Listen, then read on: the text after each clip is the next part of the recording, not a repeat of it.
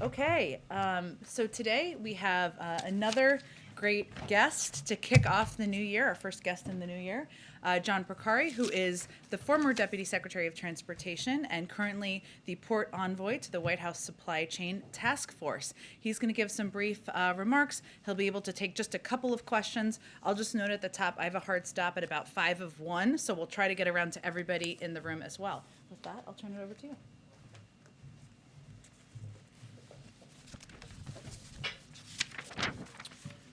Thanks, Jen. Hi, everyone. It's a real pleasure to be here. I'd like to give you an update on the work we've done as part of the Biden-Harris Supply Chain Task Force. But first, I'd like to give you a quick look back at how we got here. The President saw early on how the pandemic was putting our supply chains to the test. In February, he issued an executive order requiring agencies to produce reports identifying challenges in our supply chains for a set of critical products and for a set of critical industries. When the first reports were released in June, he created a supply chain disruptions task force at the cabinet level to use every government lever to address the near-term disruptions related to the pandemic. One area he asked the task force to focus on was ports and trucking. In July, Secretary Buttigieg convened all of the key players from the goods movement supply chain: ports, labor, trucking, businesses, and more. In August, I joined the effort to serve as an honest broker who could help move everyone from finger-pointing towards taking action. By October, the President brought together the nation's largest retailers, ports, and labor, and earned commitments from all to move toward a 24/7 supply chain system. We also worked with the ports to propose fees on ocean carriers that were leaving import containers at the ports in Los Angeles and Long Beach for too long. This fee has helped lead to a 40% reduction in long-dwelling containers at those two ports. We worked with the Georgia Ports Authority to provide flexibility to fund $7 million of pop-up inland ports to alleviate congestion at the Port of Savannah. These pop-up ports started operating in December.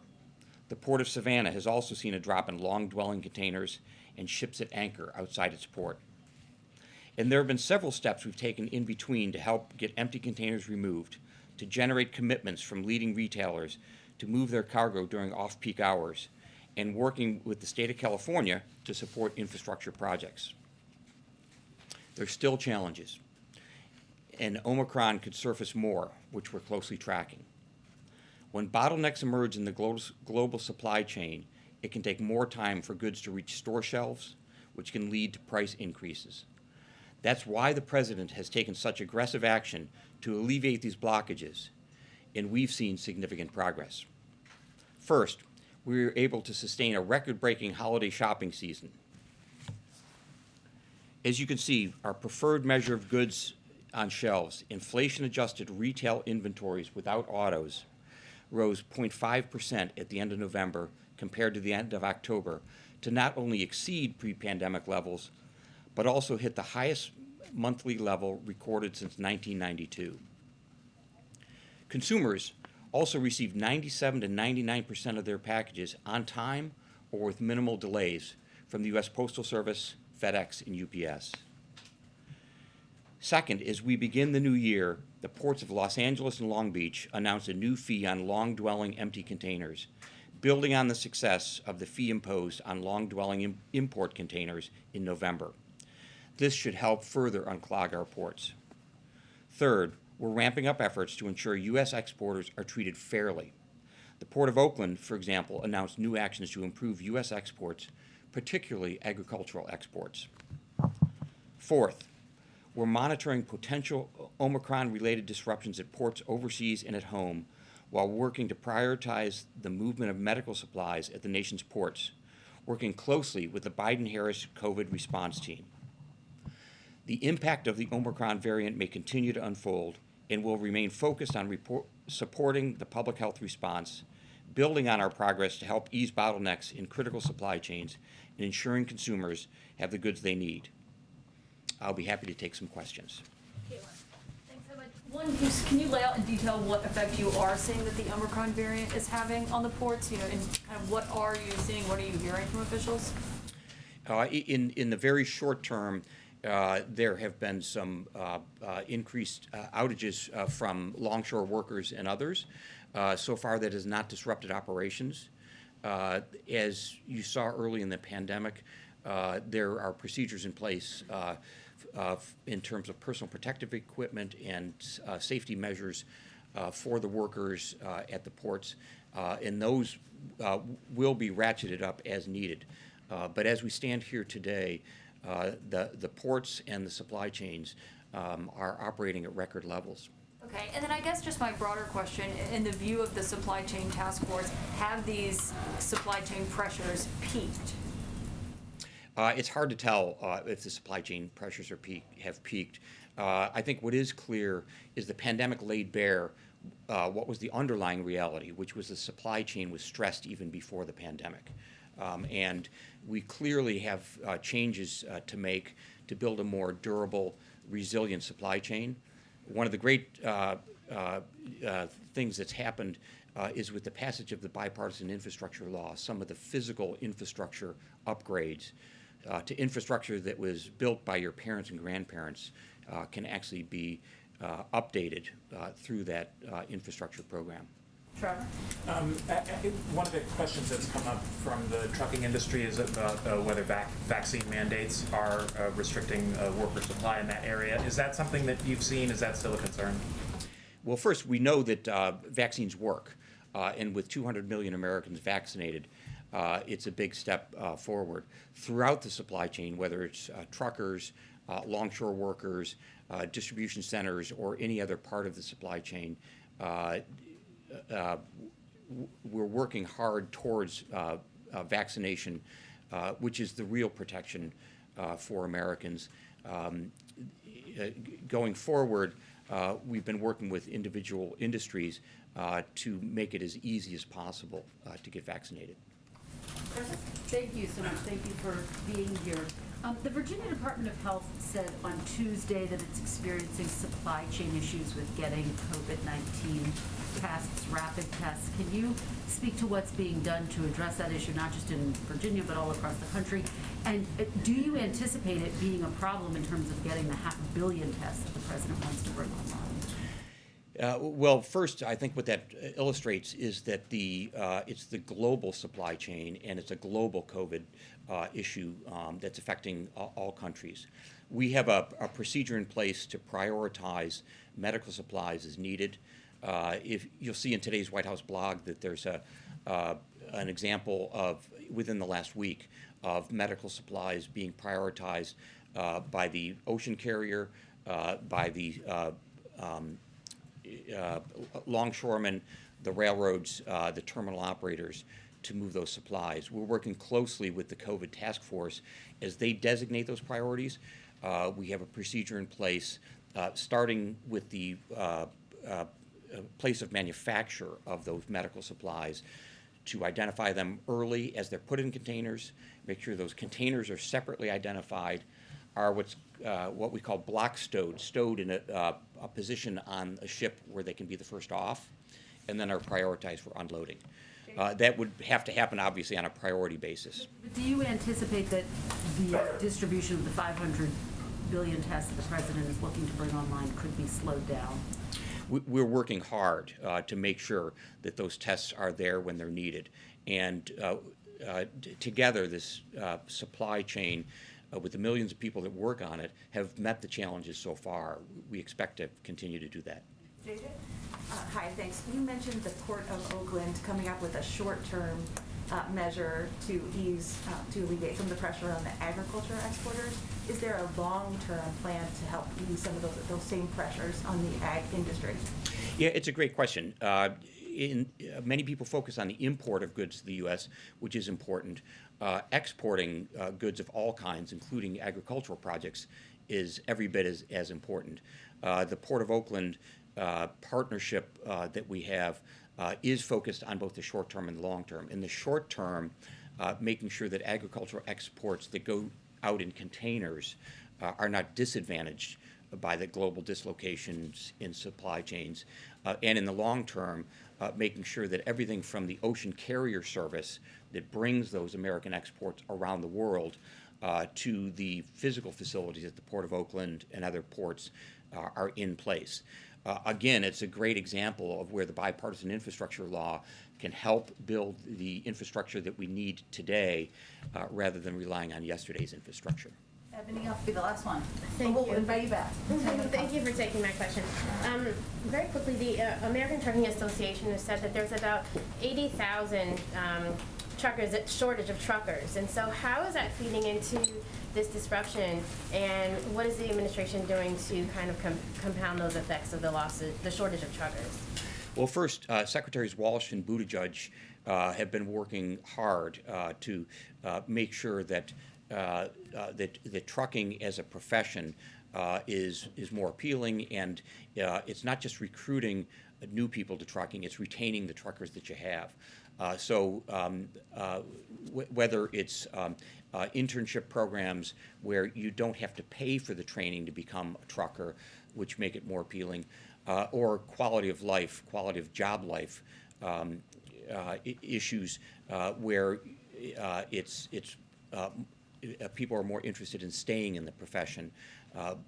Those are some of the ways that it can be done. At the risk of stating the obvious, the private sector has an important part to play here as well in terms of pay and working conditions. Thank you so much. Thanks for joining us. My pleasure. Thank you. Okay. I only have one item at the top for all of you. Just wanted to provide a brief update on our federal testing sites, which we continue to expand and are doing strong work to reach Americans, especially in the areas where we're seeing the greatest need. Throughout the holiday, we work to rapidly establish free testing sites in multiple states, and in the coming weeks, we will have new sites operating across the nation. Additional sites are opening this week in Washington, D.C., Philadelphia, with Maine, Maryland, Nevada, Delaware, Texas, and Washington state to follow. Mobile federal testing sites are now open in New York City and New Jersey, which are providing thousands of free tests daily. Our 12 testing sites in New York City alone have processed over 8,700 tests since the first site launched shortly before Christmas. These sites have been effective in reaching a diverse set of communities, with 76% of those tested in New York City and 82% of those in New Jersey self-identifying as non-white. These numbers reflect the Biden administration's commitment to ensuring that our hardest hit and hardest risk communities have equitable access to testing. With that, Darlene.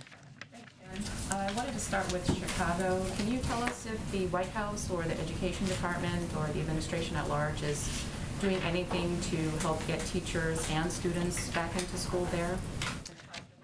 Well, we are across government. We are in regular contact with a range of stakeholders on the issue of school reopening and closures, including superintendents, state leaders, principals, teachers, parents, and other school staff. And that is certainly the case now, today, this week, as the president is working, and we are all working to keep schools open. As the president said yesterday, he wants schools to be open. We know they can be open safely, and we're here to help make that happen. And he agrees with medical, scientific, and education experts that because of the historic work we've done, we are more than equipped to ensure schools are open. And we're going to keep our children and educators who selflessly serve their community safe, but ensure that children are not enduring the mental health impact of not being in school, that there are not gaps in learning. This includes schools everywhere, including in Chicago. Fortunately, 96% of schools are doing just that. And just as a reminder, and I know I touched on this yesterday, but the president and our administration foresaw early on that schools across the country would need additional resources. That's why he fought for $130 billion in the American Rescue Plan for funding to schools to implement mitigation strategies, including $10 billion in for testing, which has already been distributed to states. And the Department of Education has also been providing technical assistance and resources for months now on everything from implementing mitigation strategies to connecting schools with testing providers, hosting vaccine clinics, and addressing pandemic related mental health issues. So long story short, we want schools to be open. The president wants them to be open, and we're going to continue to use every resource and work to ensure that's the case. So are there any equipment needs or PPE or testing or anything like that that you're hearing from Chicago that the White House can be helpful with in terms of trying to get schools off of the virtual model and back into the classroom? Well, again, $10 billion in testing and testing funding has been distributed to states already. Prior to this month, last year. That funding, I can certainly check if there's more funding available from the state of Illinois, but we're encouraging states to ensure that that money is being spent, is being distributed to schools that need that funding, and we already distributed $130 billion in funding to states to distribute to school districts for mitigation measures. Now, different school districts have made different decisions about what their needs are over the course of the last year, but a number of school districts did take steps to put in place contracts with testing contractors to ensure that they had that availability and access for their schools. Go ahead. Thanks, Jen. Looking back to that ARP money, does the White House wish that there was more oversight in where that American Rescue Plan funding went, since the president said yesterday that some of the schools have not used it well, and we're seeing in some places like Chicago and Milwaukee, some of it's been earmarked for other purposes, including critical race theory, and in Chicago you've got kids not going back to school now. Well, Jackie, it's always been the case that local school districts make decisions about what is needed for their schools. That's always been the case long before the president took office. We did distribute that money out to states. As he noted yesterday, some have spent it, others have not spent it. They've spent it in different ways. I would remind everyone that when the CDC put out a range of mitigation measures, there were a range of steps schools could take, and different schools, some schools needed to redo their ventilation, some schools decided to invest in more bus drivers or more space so that they could socially distance. Different schools made different decisions. What is important for people to understand is that there is some of this funding that hasn't been spent in certain states to put in place mitigation measures. Now's the time to do that. And then on the new CDC guidance, it's getting some criticism that it's confusing, the testing after leaving isolation, because it says that you don't need to test after day 5, but if you can get a test, if you want to test, and you test positive, you should continue to isolate until day 10. So that would potentially create a gap of people who are positive after day 5, but don't test and go back out into the community. And then there have been other policies that have shifted, including the policy around healthcare workers needing to test negative before returning to work, and then that going away. And also the note in the new CDC guidance that negative tests don't necessarily mean that you're infection-free. So is the CDC still led by science and not by other factors in determining its policy? Well, Jackie, the CDC is absolutely led by data and science. And, again, if they hadn't changed their recommendations over the course of time, schools would probably be closed across the country, right? They, of course, are continuing to address, as they have for the past year plus, steps that need to be taken in order to protect the American people. The CDC's guidance did not add a recommendation for testing, including in workplaces. The CDC director just answered this question on a COVID briefing about an hour ago, where she basically said there was a lot of questions about testing, and she wanted to provide information in response to that about how to apply a test should people decide to use a test. They have also conveyed in their guidance, and they can speak for themselves, of course, that transmission and infectiousness occurs in the first 5 days after diagnosis with COVID-19, somewhere in the range of 85 to 90% of the time. Hence their guidance on the 5 days. So they can speak to their own guidance. It is led by data and science. It is not determined here by the White House. It is determined by the data and the scientists who work at the CDC. The CDC, Rochelle Walensky and Dr. Fauci, as we've talked about earlier this week, had conflicting accounts of whether testing was necessary. Dr. Walensky said part of that consideration was what people would tolerate. And we know that it's important to keep schools open, to keep the economy running. Isn't it time to incorporate some of those other messaging points into this administration's discussions about how we emerge from this pandemic? We talk about how it's led by the science and we're following the science, but it seems like we're also following economic needs and political needs and logistical needs. Well, here's the difference from the last administration. We are not driving our decision making on how we're addressing the pandemic through messaging or through political concerns. We're driving it by what the CDC and the medical doctors and the experts there convey. They update their guidance, they change their guidance. Certainly, I'm sure they have disagreements internally about what guidance they should put out. That is a healthy part of a discussion of a policy process. But that's what we're driven by. And that's also why we do COVID briefings, so that you all can ask those questions, as you just did this morning an hour ago. The president yesterday said this continues to be a pandemic of the unvaccinated. Isn't it also fair to say that it's still also a pandemic of the vaccinated, given the breakthrough cases that we've been seeing? Well, Jackie, we also know that you are 17 times more likely to die of COVID if you are not vaccinated, and 20 times more likely to be hospitalized. So I think in terms of the impact, the dire impact on people across the country, we should be very clear about the impact of not getting vaccinated and the people who will be hurt, be hospitalized, and face the threat of death the most. And those are the people who are unvaccinated. One last question on the CDC announcement, rather the COVID briefing announcement. The CDC is not going to change its definition of fully vaccinated to include a booster shot. Jeff Zients and Rochelle Walensky said there's no plans for that. They didn't explain, though, why that is. Can you give us some context on how that decision was made? Again, I would say that's a decision made by our health and medical experts. They conveyed the technical definition, as you said, of fully vaccinated with COVID-19 has not changed. Someone is considered fully vaccinated if they receive a primary series of vaccines. They also clarified that CDC recommends people stay up to date, as everybody should stay up to date on any vaccine.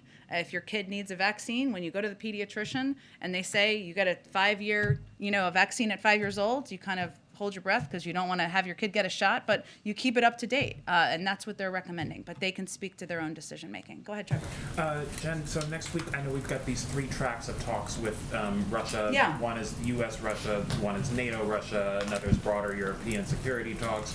For the U.S.-Russia talks, is there scope, in terms of what the agenda looks like? What are the specific areas you want to focus on? Sure, that's exactly right. There are 3 sets of talks next week. They start on the 10th in Geneva. Those will be led by Deputy Secretary Sherman. Then there's the 12th in Brussels, the NATO-Russia Council, and then the 13th in Vienna, which is the OSCE, which will start then will be represented by our ambassador to the OSCE, Mike Carpenter. So let me give you a preview, as you just asked, for what to expect. Russia has of course raised, as you've seen them raise publicly, they've also raised privately, the issue of European security. Let's be clear, over the past 2 decades, it is Russia that has invaded 2 neighboring countries, interfered in many other elections, used chemical weapons to attempt assassinations on foreign soil, and violated international arms control agreements. We and our allies will be raising those issues and other issues with Russia in the days and weeks ahead, and certainly as a part of these talks. And of course, we cannot forget that there is an ongoing Russian military occupation in Ukraine. In addition to the 3 meetings next week, we will continue to actively support progress on the Minsk Accords to resolve the current conflict in the Donbass. There have been a number of proposals, of course, that Russia has already published or put out there, advocated for. President Biden has made clear that we can make progress on some issues while others are not viable. We're not responding to them point by point, and I don't expect we will in these negotiations because, in our experience, you don't make actual progress by negotiating in public, and also because many of the proposals don't merit such a response. But Russia is very familiar with our positions, which are grounded in the fundamental principles of European security they once agreed to, including that borders cannot be redrawn by force, and countries have the sovereign right to determine with whom they associate. Finally, we don't know what next week's conversations will bring, but our approach to the discussions will be pragmatic, results-oriented, and we believe there are areas we can make progress on with Moscow, make progress on if they come to the table ready to do that. And obviously, that's the nature of diplomacy. Okay. Sorry, just one more. Within that region, we've also seen a lot of instability in Kazakhstan.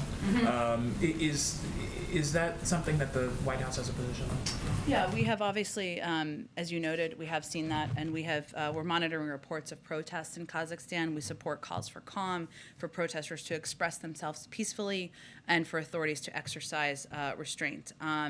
There are some crazy Russian claims about the U.S. being behind this, so let me just use this opportunity to convey that as absolutely false and clearly a part of the standard Russian disinformation playbook we've seen a lot of in past years. Go ahead. Thank you, Jen. On this plan or agreement that the White House had with Walmart and Kroger to sell those rapid tests at cost, did the White House make an effort to extend that agreement? Well, I'm not going to get into details of our private conversations with these providers. It was a set period of time. But what's important to for people to understand, or the American people to understand, is that our focus is, of course, ensuring that we are increasing access and access to free tests to people across the country. So obviously that has been the case, selling them at cost, something that we strongly supported, advocated for the last couple of months. Since that time, the president has quadrupled the size of our testing capacity. We have announced the intention to purchase 500 million. We're in the process of finalizing those contracts, of course. Tests, we've made 20,000 testing sites available. We've opened a range of federal testing sites across the country. So our objective is to continue to expand access to free tests for the American people across the country. And I'd also note, of course, next week, people can submit to their insurers, and we'll have more details on that. I know you asked about that yesterday, on how that will work. Can submit to their to their insurance companies to get reimbursed for their tests as well. But I guess the point is those 500 million tests aren't available yet. You can't go on a website and sign up for them yet. You can't receive them yet.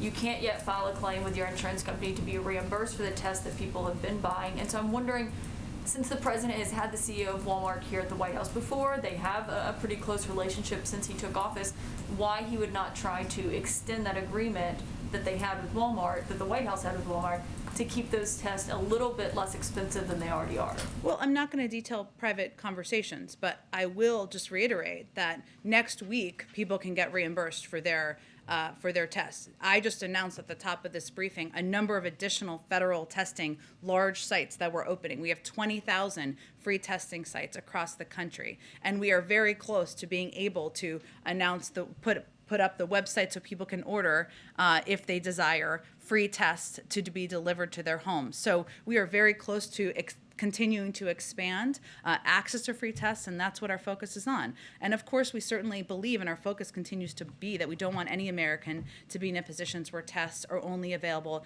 at an untenable price. That's why we are expanding free testing. And why make the decision to have people have to file a claim with their insurance companies for each rapid test that they buy to be reimbursed by the companies, instead of just making the rapid test free?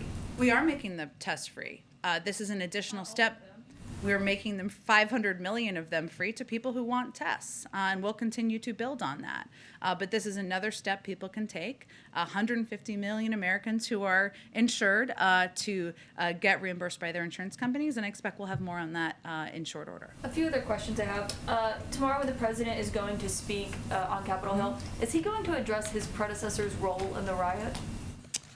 Yes, and let me give you a little more preview of that.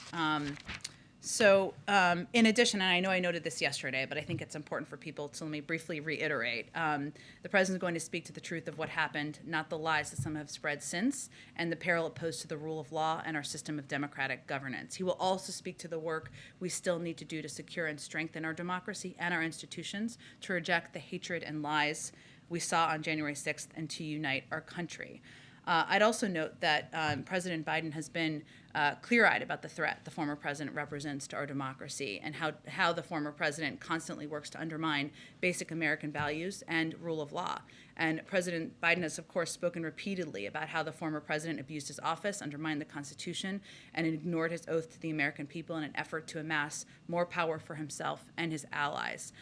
He sees January 6th as a tragic culmination of what those 4 years under President Trump did to our country. And they reflected the importance to the president of winning what he has called many times, and you've heard him call many times, the battle for the soul of our nation. So just as you heard him say on January 6th of last year, I would expect that President Biden will lay out the significance of what happened at the Capitol and the singular responsibility President Trump has for the chaos and carnage that we saw. And he will forcibly push back on the lies spread by the former president in an attempt to mislead the American people and his own supporters, as well as distract from his role in what happened. So he will, of course, speak to the moment, to the importance in history of the peaceful transfer of power, of what we need to do to protect our own democracy and be forward-looking, but he will also reflect on the role his predecessor had. Will he call Donald Trump out by name?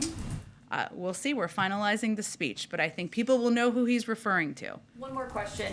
When it comes to voting rights, and you've talked about how important that is to the president, will he directly call Senator Joe Manchin and Senator Kirsten Sinema about voting rights?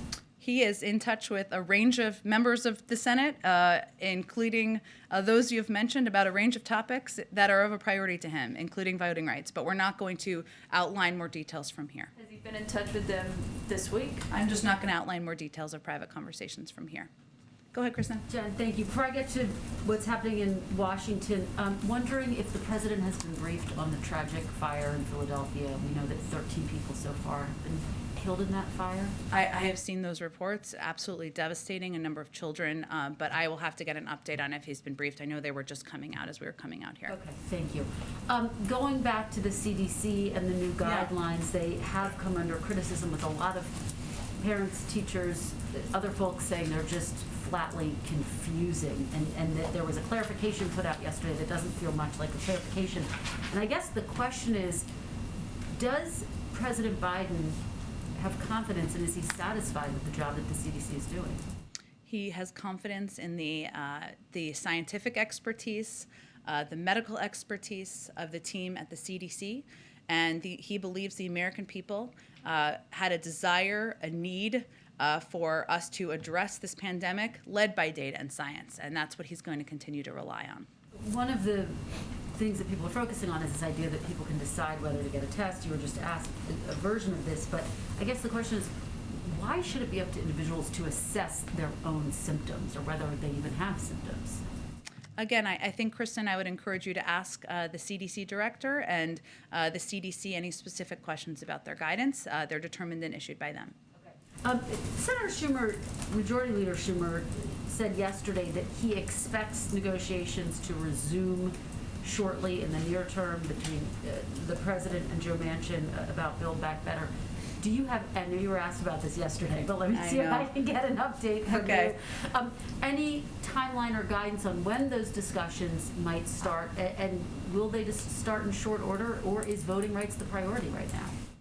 Well, we can walk and chew gum at the same time, and I can assure you that we are in touch with a range of senators and their staffs and committee staff about Build Back Better, even as we're working in lockstep with Leader Schumer about getting voting rights done, a huge priority to the president. So I would not confuse the legislative calendar with a lack of action or behind-the-scenes discussions about an important priority. Would the president ultimately, for the larger goal of seeing Build Back Better pass, be willing to sign a final piece of legislation that did not include an expanded child tax credit? I'm just not going to negotiate from here, but the president obviously sees the child tax credit extension as a key priority. He sees it as a benefit that has provided essential assistance to families across the country, has cut childhood poverty by 40%. That's an amazing statistic. I'd also note, and I mentioned this yesterday, but I got a little bit more information on it. So we are going to continue to fight absolutely to have it done. I would note, though, that Americans who qualified for the extended child tax credit will still receive half of the entire benefit when they file their taxes this year. So the families who have received monthly payments will get up to $1,800 for each child under 6 as when they file their taxes, and up to $1,500 for each child age 6 to 17. Obviously, that doesn't address what happens after here, but just an important component for people to know and understand. And just finally, quickly on the speech tomorrow, you've given us a little bit of a preview of the substance. Can you talk about how the president is spending this day in terms of preparing to deliver this speech? How much is he focused on that today? Is he doing dry run-throughs? I mean, obviously, this is a significant moment. Sure. Look, I would say first, I know the president doesn't have public events today. He does have a number of meetings with policy teams, and that's often what he's doing behind the scenes. If he were standing here today, which I know he's always invited, is what you guys will say, but he would say we never give him any free time or any time to think, and that is probably true. So that is a big part of his day-to-day.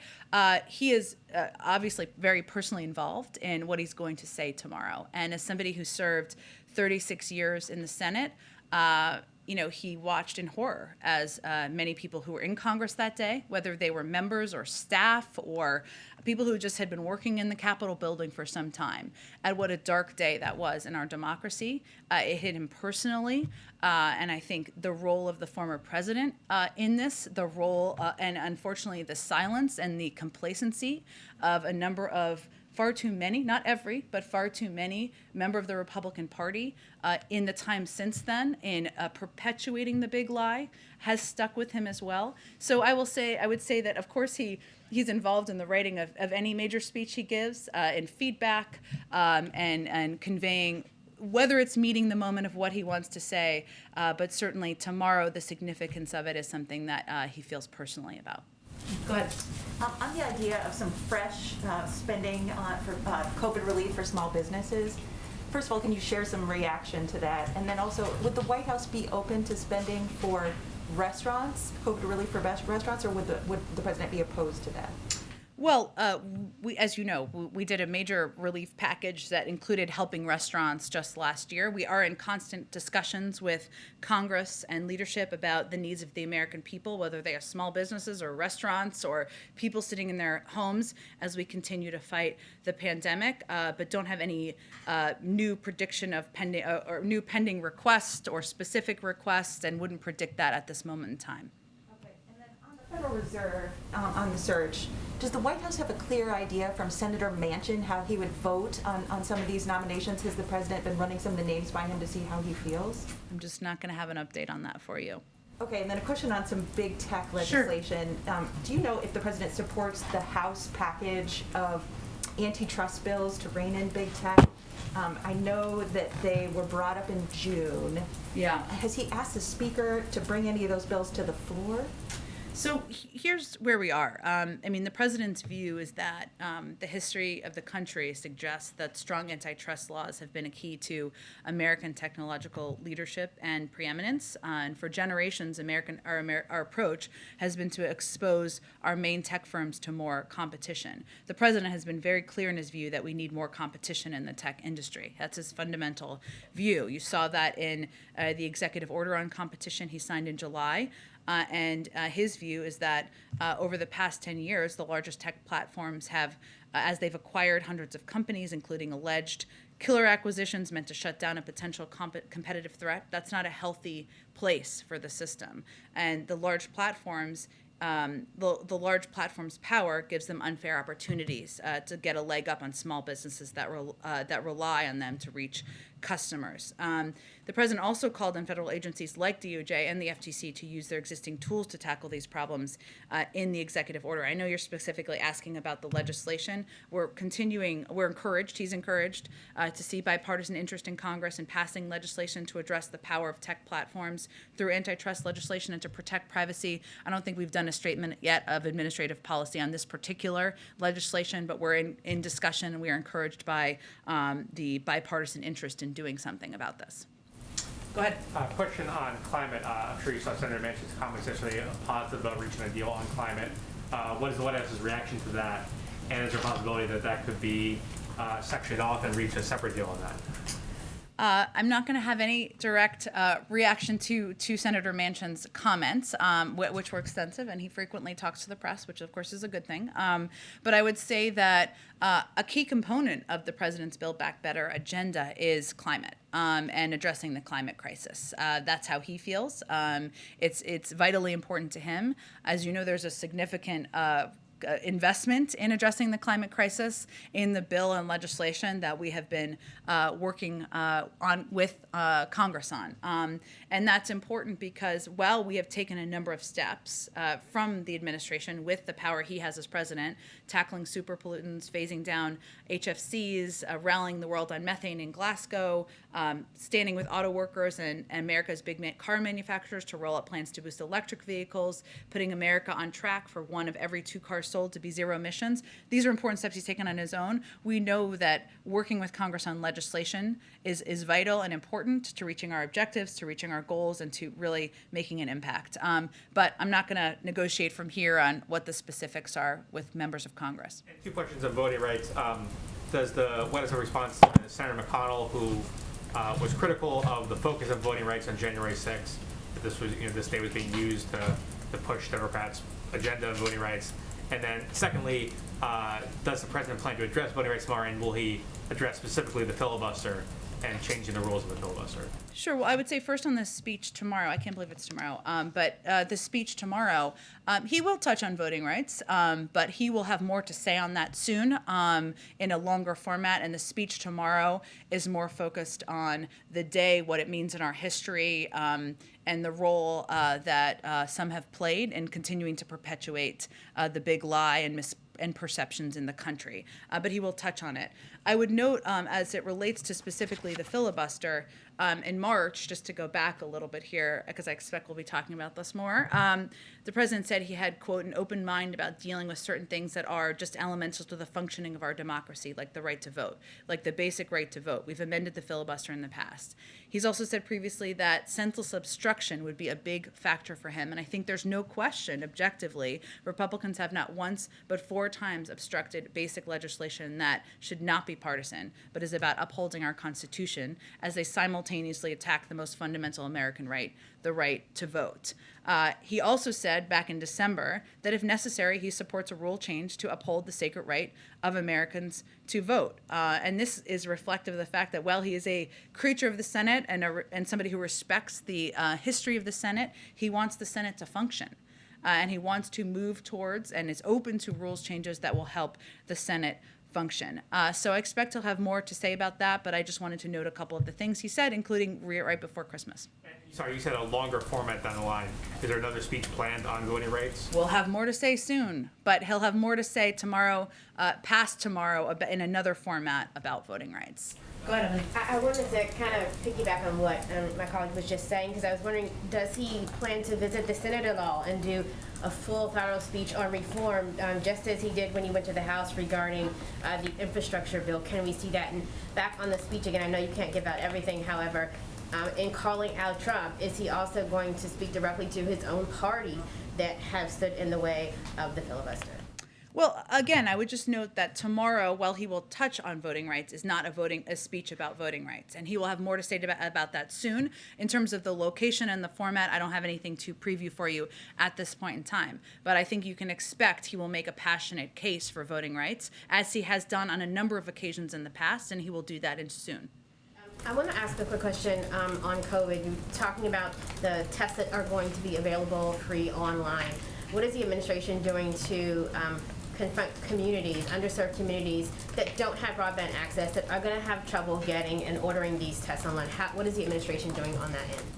Well, I would say it is an important tool, but it is not the only way that we are providing access to free testing across the country, and certainly ensuring that we are reaching communities that may have challenges because of lack of broadband access or the inability to order online is part of our objective. I started this briefing announcing a number of the federal testing sites that we've opened and ones that we will continue to expand. This is in addition to the 20,000 tests we have available across the country. 50 million tests are in the process of going out, started in December, to rural health centers and community health centers, though a lot of those are targeted to lower income communities, communities that may not have access to broadband or be able to order on their computers. And we will, mobile testing sites is something that we have also continued to build out. So we will continue to build out all of those options, because obviously equity is a key priority to the president as we work to address COVID. Go ahead, Daniel. I have 2 questions. French President Emmanuel Macron said this week that he plans to hassle the unvaccinated to try to get them to get the shot. Since there are millions of Americans who have not been persuaded by the various government campaigns to get vaccinated, why hasn't the president focused more on kind of scolding the unvaccinated to try to tell them, hey, this is not working for society, and we keep getting these shutdowns? Well, I would say that if you look just to a little over a year ago, last December, only about a third of the American people were willing to get a shot. And today, over 85% of American adults have at least one shot. And more than 70% are fully vaccinated. So our objective has been to continue to convey to the American people the fact that getting vaccinated will help protect them from hospitalization, from death. It will help protect their loved ones. It will help protect their neighbors and their community.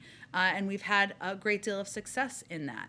And obviously the French will make their own decisions about the most effective way to communicate with their public. Is there going to be any change in strategy in terms of messaging?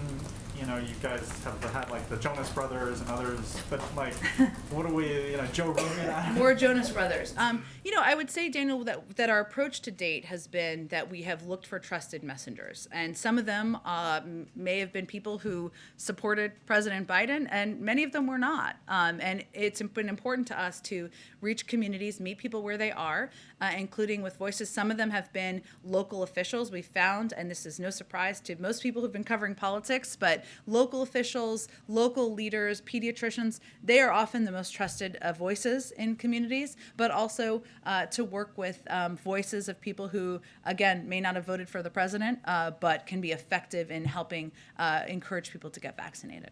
Yesterday, Senate Minority Leader Mitch McConnell said that Democrats' version of the big lie is their concerns that Republicans are making it harder for people to vote. Does the White House have a response to what McConnell said?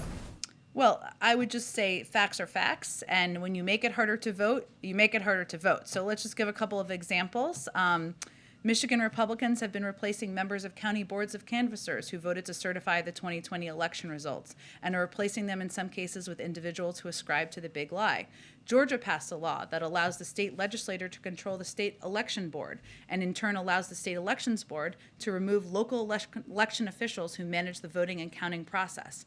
Texas passed a law that makes it easier for partisan poll watchers to hover around people while they vote and intimidate them. Montana passed a law that repeals same-day voter registration, makes it harder for people to vote by mail. And Republicans in Arizona, Pennsylvania, and Wisconsin have been pursuing purported audits of the 2020 election, something that's been thrown out of 80 courts in service of the big lie. So if that is not making it more difficult to vote, I don't know what is, but maybe Mr. McConnell has a different definition of that. Go ahead. Thanks, Jen. Ahead of the January 6th anniversary tomorrow, does the president think Attorney General Merrick Garland has done enough to investigate the attempt to overturn the 2020 election? And also, some Republicans are accusing Democrats of playing politics with the anniversary. Does the president think bipartisanship and relations between the two parties are better or worse off than they were a year ago?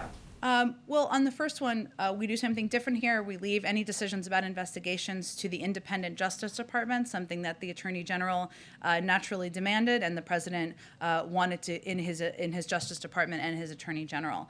And in the second, I would say that what you'll hear the President talk about tomorrow is the fact that you don't just love your country when you win. You love your country, you love democracy.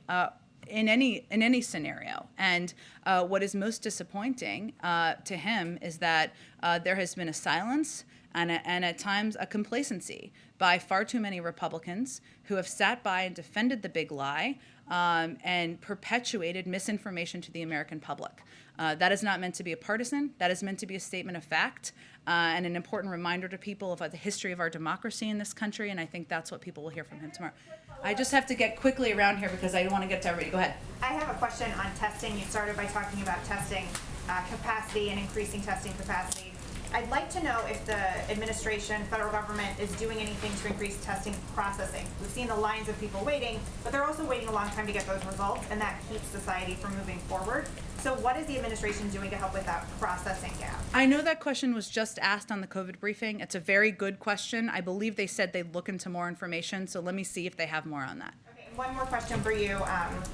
Similar vein, with the Omicron variant having such a big impact, perhaps an outsized impact than we were expecting, is the administration eyeing any additional COVID relief? I know Jen asked about restaurant relief, but just sort of a larger package to help people sort of get through this new phase of COVID. The same answer applies. We are constantly in conversation with Congress and leadership and members about what we think and what they think the American people need in any moment. But it's important also to remember we are in a very different place than we were a year ago or 6 months ago. Historic records of job creation, historic economic growth across the country, historic low numbers of unemployment, low levels of unemployment, I should say, and 200 million people who are vaccinated. So we're in constant conversation, but in terms of a prediction of a specific request, I would say they're constant conversations, but nothing new to report at this point in time. Thanks, Jen. Go ahead. Sorry, I will quickly get around to the last three. Go ahead. Okay, real quick, asking one question on behalf of a colleague who couldn't be here, from Catherine Lucy of the Wall Street Journal. Does the White House see the teachers union in Chicago as an obstruction to overseeing schools? What is their message to union leaders? So I believe I answered this a little bit earlier, and the president wants schools to be open. He believes we have the tools for schools to be open, and we're going to continue to work to ensure that students are in classrooms, they are in classrooms safely, and they are for the foreseeable future. And yesterday, New York City Mayor Eric Adams urged local businesses to return back to their offices. We know that the president has said, it's safe to return to schools, but does he agree with this message that, workers should be going back to their offices to help out the quote, financial ecosystem? Local leaders are going to make decisions about what is safe and best in their communities. I would say that we would really defer to them. Go ahead in the back. About the upcoming Russia talks, what are you guys expecting? Are you expecting any concrete results after these 3 rounds of talks, or are you just happy with keeping the line of communication open with the Russians?